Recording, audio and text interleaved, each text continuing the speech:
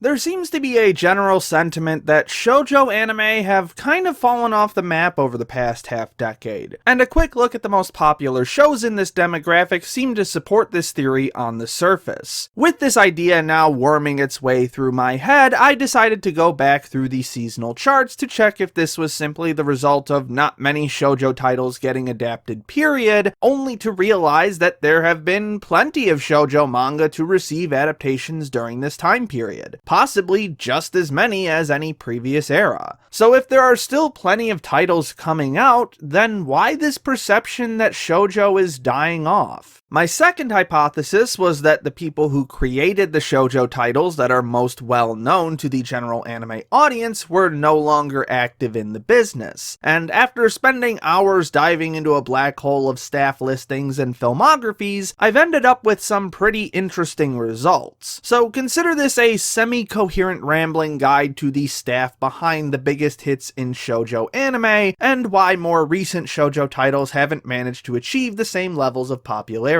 Will we arrive at a conclusion by the end of this video? Probably not. Am I gonna do it anyway because I'm obsessed with cataloging the work of creators I find interesting? Abso-fucking-lutely. I also want to point out that I'll be focusing almost entirely on just the works that these people have directed. If we start going into storyboarding and key animation and episodic directing, we will be here literally all fucking day, so I tried to condense this information down as much as possible without losing the key details. The easiest place to start would probably be with Akitaro Daichi, as the titles he's worked on are probably the most stereotypically shoujo in nature, including Fruits Basket 2001, Kodocha, and Kami-sama Kiss. To me, these titles are the ones that most closely resemble what Western anime fans think of when they think of shoujo. A plucky female protagonist, a parade of cute boys courting said protagonist, a general focus on excessive emotional through punctuated by comedic slapstick, a visual aesthetic focusing on the hyper-cute, you get the picture. Daichi is hardly the only one to use a hyper-comedic style with sudden swells of emotional upheaval alongside this very particular visual aesthetic, as we'll see from many other directors on this list, but I wanted to lead off with him because this style is very much of his own making to a notable degree, rather than simply a consequence of the source material, as exemplified by Fruits Basket. Manga readers often express disappointment with Daichi's adaptation because it brings a hyper-comedic, overly energetic style to an otherwise fairly tame shoujo romance, though for me personally this was one of the things I liked about Daichi's adaptation, and we'll talk some more about Fruits Basket once we get to the present day section of this video. As for Daichi's current efforts, it's been over 5 years since his last shoujo series, that being the second season of Kami-sama Kiss, but he has been consistently working on other projects, such as Tonkatsu DJ Agataro, Nobunaga no Shinobi, and Meiji Tokyo Renka, the last of which is an otome game adaptation and probably the closest to shoujo that he's gotten as of late. Daichi isn't the only one to master the style that many popular shoujo are known for, however. In fact, I'd argue that Takuya Igarashi is even better at it in terms of raw energy, boasting works such as Ouran High School Host Club, the final season of Sailor Moon, and Ashita no Naja. It's also worth noting that Igarashi has his roots in Magical Girl series as well, such as co-production with Junichi Sato on Ojamajo Doremi, and we'll be seeing Magical Girls pop up rather frequently as this video goes on. If you're a slightly younger anime fan, however, then you might have an entirely different perspective on Igarashi, as he's almost exclusively been directing action series at Bones for over a decade, having worked on Soul Eater, Star Driver, and Captain Earth, and then proceeded to do basically nothing except Bungo Stray Dogs for the past 5 years, so his return to the realm of shoujo seems highly unlikely at this point. I should also briefly mention Sailor Moon on its own, simply because of the massive wave it produced in terms of both popularity and influence, despite both directors not being particularly shoujo-oriented, with Junichi Sato's focus mostly being on magical girls and slice of life, and Kunihiko Ikuhara's on crazy arthouse mania. Nevertheless, their styles definitely had an influence on shoujo to some degree. Spastic, high-energy productions aren't the only face of shoujo romances, however, and for a slightly more reserved take on the genre, we have Morio Asaka, director of Cardcaptor Sakura, Nana, and Ore Monogatari. While he does still indulge in typical shoujo comedy antics, he rarely goes full force into cartoon zaniness, often giving his works a more refined air, which is also apparent in some of his more action-oriented titles like Gunslinger Girl. He also has a decent amount of experience with Clamp titles, having directed Chobits and served as production supervisor for Kobato. And while Clamp doesn't exclusively produce shoujo, they have certainly codified a lot of the aesthetic choices that Western fans associate with shoujo. As for where Asaka has been lately, well, he's just as active as ever. In fact, he directed a shoujo title as recently as 2018, that being Cardcaptor Sakura Clear Card, which unfortunately just kinda came and went without much fanfare and fell significantly short of its prequel's legacy. Though fortunately we also have the reverse instance with the third season of Asaka's other major project, Chihaya Furu, which is technically josei and not shoujo, but does share some notable narrative and aesthetic similarities with his shoujo titles. Turning back to the realm of more classic shoujo, we have Hajime Kamigaki, director for Fushigi Yugi and series Celestial Legend, both of which, while barely cracking any popularity charts nowadays, were hugely influential on anime fans in the early 2000s. Since then, however, he actually seems to have been attached more to shonen titles rather than shoujo, including Kenichi the Mightiest Disciple, Air Gear, and the first two Naruto Shippuden movies. He did briefly return to directing shoujo for The World is Still Beautiful in 2014, but in 2016 he started directing a kids show called Puzzle and Dragon, and seems to have just been doing that for the past 4 years. Which actually kinda makes sense since he also directed Sonic X, a factoid that I definitely was not expecting to come across during this research. While we're on the subject of classic shoujo titles, I want to at least briefly touch on shoujo from the 70s and 80s. Unfortunately, I'm not nearly as familiar with the staff who worked on them as I am with those that came afterwards, though it probably wouldn't surprise you to learn that the vast majority of shoujo in the 80s were Magical Girl series. Osamu Kobayashi on Creamy Mami, Hiroshi Shirada on Lalabelle, Takashi Ano on Magical Emmy, and Osamu Kasai on Mahotsukai Sally are just a few of them. It's also interesting to note that the best-selling shoujo manga of all time, Glass Mask, received a mostly unimpressive anime adaptation from a director who didn't work on any other shoujo titles, though his other works like Night on the Galactic Railroad and the original Dororo are certainly nothing to sneeze at. There are two names in particular that I do want to give more detail to, though. First is obviously Osamu Dezaki, who codified not only many of the shoujo aesthetics we know today, but a great deal of anime aesthetics in general. In regards to shoujo, his major works include Rose of Versailles, Aim for the Ace, and Onisama A, all of which you can tell with just a glance are very, very shoujo. Aside from Dezaki, Shigeo Koshi also deserves some mention, as along with his work on shoujo titles like Aishite Nights, he also directed several of the world masterpiece theater productions, including Alice in Wonderland and The Story of Perrin, both of which can be seen as distant relatives to shoujo as we understand it. Getting back to a more modern idea of shoujo, we have Hiro Kaburagi, who directed two of the most popular shoujo titles of the early 2010s, Kimi ni Todoke and My Little Monster. While you'd think that the success of these titles would suggest a long legacy of directing shoujo, these are pretty much the only times he's forayed into this realm. The mid-2010s had him working on a random assortment of titles like Hozuki no Retetsu and 91 Days, before basically falling off the map entirely, though he is currently working on an original action series at Wit Studios called Great Pretender, which as of now is set to premiere this summer.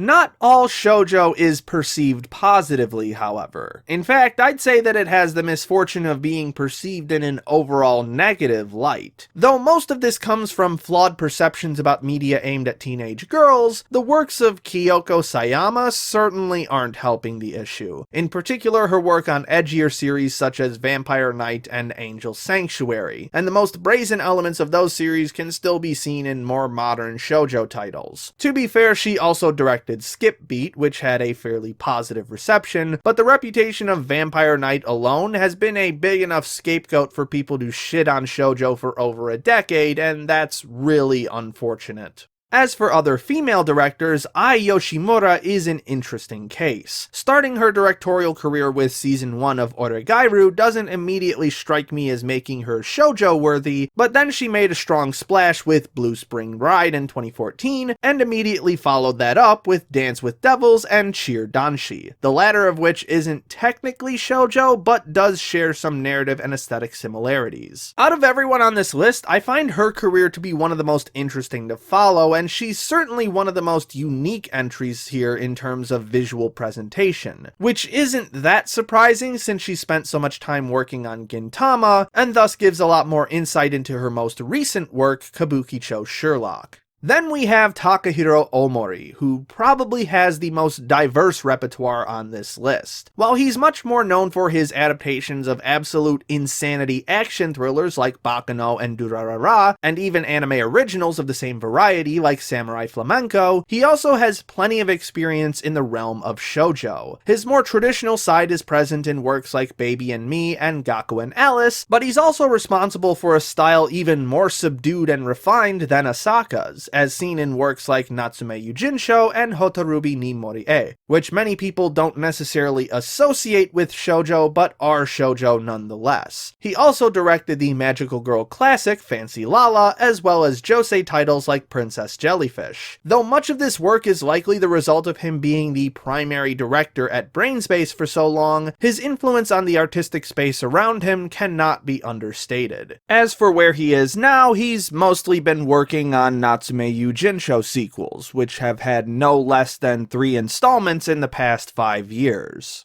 Though not nearly as popular as other directors on this list, I do want to at least touch on Masaharu Okuwaki, as his style is so thoroughly shoujo to its core. He had one of the earliest debuts I've discussed so far with Lady Georgie way back in 1983, the mid-2000s saw some relatively decent successes like Ashiteruze Baby and Kirarin Revolution, and his last shoujo work was on Juni Sai back in 2014. Since then he directed Fastest Finger First in 2017, and that's about it. A mostly lackluster career in terms of popularity, but nonetheless an important example of what shoujo looks like to a Western audience. The last major shoujo director I want to talk about might actually be my favorite of the bunch, that being Hiroaki Sakurai. In terms of shoujo adaptations, Maid-sama, Les Miserables Shoujo Cosette, and co-direction with Akitaro Daichi on Kodocha are the most popular. In terms of his overall career though, I'd say Sakurai is much more so a comedy and magical girl director, including Jewel Pet Happiness, the currently airing Mukul Dreamy, and one of my favorite shows from last year, Machikado Mazoku. Crossover between traditional shoujo romance and magical girl anime seem to be pretty prevalent on the whole, as many of the people on this list have worked on at least a few magical girl titles, and so it's not surprising that they share so many narrative and aesthetic similarities. There are 2 more cases I want to discuss before we move on. They aren't so much about directors known for shoujo, but rather those known for other genres who just so happen to direct really popular shoujo action-adventure anime, both of which happen to air concurrently. First we have Kazuhiro Yoneda, director for Yona of the Dawn, an anime that all but shed its shoujo aesthetic entirely, aside from its collection of pretty boys, and thus is a bit of an outlier amongst popular shoujo. Yoneda directed a few titles here and there since Yona, including this season's Gleipnir, but hasn't touched any other shoujo, which isn't that surprising because Yona simply does not feel like a shoujo anime, which is a bit of a disappointment for me as a manga reader because Yona's aesthetic and artwork are absolutely gorgeous. See my video on manga art in the description. The other case I want to mention is with Masahiro Ando, director for Akagami no Shirayuki Hime. Shirayuki Hime's anime adaptation definitely has much more of a shoujo vibe to it than Yona's, and this is most likely due to Ando being able to stay in touch with the story's more emotional side. Despite being mostly known for action titles like Sword of the Stranger, Kanan, and Blast of Tempest, Ando has also done extensive work with anime's premier melodrama writer, Mari Okada, on works like Hanasaku Iroha and O Maidens of the Savage Season. This dual nature to Ando's catalog made him the perfect choice to direct Shirayuki Hime, a series that is equal parts fantasy adventure and romance drama. That covers pretty much every major shoujo anime director I can think of, and you might have noticed that most of the directors in question haven't really done any shoujo in the past 5 years, which led me to believe that in spite of the plethora of shoujo titles still coming out, these titles aren't being handled by staff that are capable of drawing out the shoujo experience that audiences are looking for. However, once again, it's not quite that simple. On the one hand, we do have directors that are notably inexperienced or just flat out bad. Takashi Naoya of 3D Kanojo Real Girl, Yukio Takahashi of 7 Seeds, and Shuhei Morishita of Gakuen Babysitters are all prime examples of this. Fruits Basket 2019 seems to be the exception to this, though this is most likely because it's a remake and had a shit ton of marketing put into it. Yoshihide Ibata certainly isn't at the top of my list for any kind of project, let alone a remake of a beloved shoujo property, considering that his biggest claims to fame are co-directing the brain-dead clusterfuck Fooly Cooly Progressive and the Dead Meme Factory Attack on Titan Junior High. And for me, that seemed extremely apparent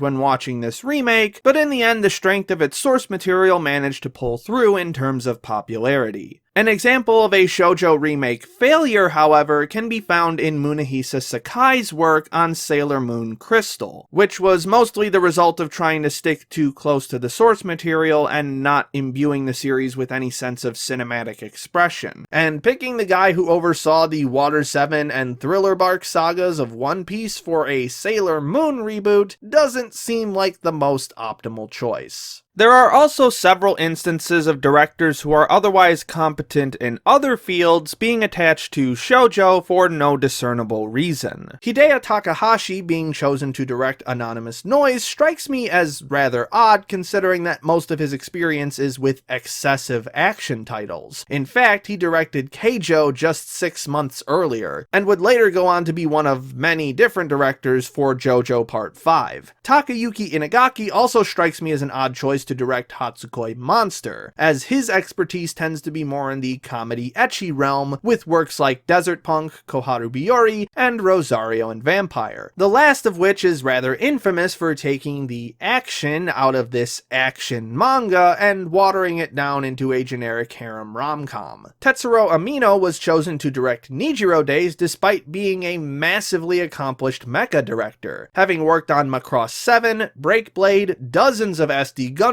shorts, and even an OVA adaptation of Starship Troopers, though he did also direct legendary idol Eriko way back in the 80s. Yusuke Yamamoto, meanwhile, seems mostly focused on outright comedies like Yamada's First Time, Sergeant Frog, and If My Favorite Pop Idol Made It to the Budokan, I Would Die, though he has also dabbled quite a bit in slice of life like with Yamano Susume. The latter of these seems to be the more obvious reason why he was chosen to direct Shonen Maid in 2016, and though I personally thought it was a decent watch, I can easily understand why it didn't strike it big like other shoujo titles. Then we have directors that should theoretically be good for shoujo, but somehow didn't manage to produce results. Picking Kyohei Ishiguro for Children of the Whales seems like an okay choice on the surface considering his massive success with the immensely emotional Your Lie in April, but seeing as how Children of the Whales is a much more reserved series that, as far as I can remember, didn't have many huge emotional outbursts, it might not have been the best call. Whales also had the misfortune of being a Netflix license, so that probably played a part in its lack of popularity as well. We also have cases where the anime in question isn't really discussed as a shoujo manga adaptation. Hiroko Utsumi was a solid choice for Banana Fish, considering he also directed the first 2 seasons of Free, but since Banana Fish is an action thriller, it's not typically discussed amongst other shoujo titles. And then there are the few instances where we have had a major hit despite the director's catalog not suggesting that they'd be the right choice for the job, both of which happened in 2016. Hiroshi Ishiodori doesn't seem like the best choice for shoujo considering that he's more versed in kids shows and action titles, plus the one other shoujo series he worked on previously wasn't the biggest success, but he still managed to pull through on Kiss Him Not Me, perhaps because the premise of the show makes it much more comedic and self-aware in nature. We also have Hiroshi Hamasaki's work on Orange, and picking Hamasaki for a shoujo anime just does not make make sense to me in any way. Yes, I know there's the whole time travel connection thing since he also worked on Steins Gate, but that wasn't what made Hamasaki's work on Steins Gate memorable. It was the bleak, desaturated color schemes and tense sound design, much like his other works Shigarui and the recent Blade of the Immortal remake. So I'm kinda dumbfounded that he of all people was asked to do a shoujo romance drama, but nonetheless the result was a successful shoujo project being helmed by a non-shoujo director.